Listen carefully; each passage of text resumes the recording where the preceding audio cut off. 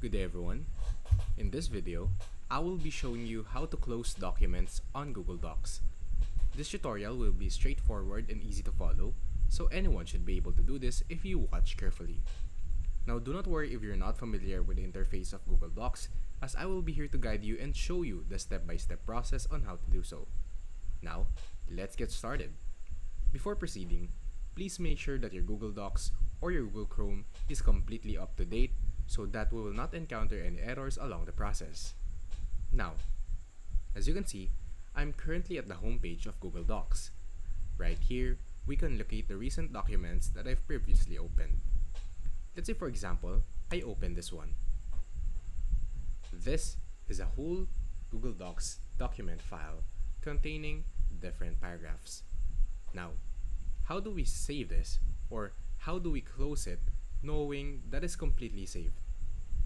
In terms of saving it to the cloud or within your drive, you should not worry about it, because as you can see right here, right beside the file name, the document status, the all changes have been saved to drive. It is because Google Docs actually offers an autosave feature in which every change that you make will be autosaved. Let's say for example, I press enter.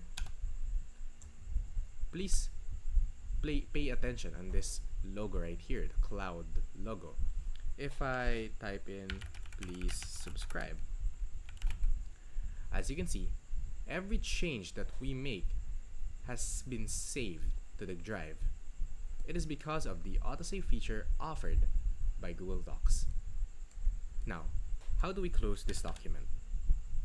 If you do not want to save it yet to your local computer, in which, by the way, if you are looking forward on how to do that, we already have made a video about it. You may want to refer to our playlist or our dedicated playlist for the Google Docs tutorials on our YouTube channel. If you want to close this document, all you have to do is navigate to the upper left corner of the screen.